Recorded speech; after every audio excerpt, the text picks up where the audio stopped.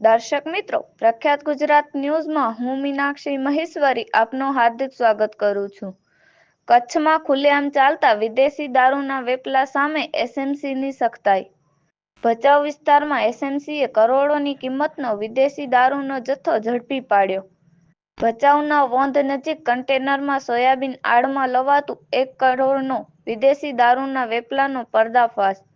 એસએમસીએ વિદેશી દારૂની 7080થી વધુ દારૂની બોટલો ઝડપી પાડી.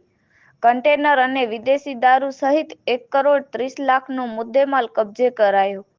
અશોકસિંહ ઉર્ફે મામા બાલુભા જાડેજા, અર્જુનસિંહ જાડેજા, ભગીરથસિંહ જાડેજા અને શિવમસિંહ જાડેજા સહિત 7 શખ્સોને એસએમસીએ બુટલેગર જાહેર કર્યા.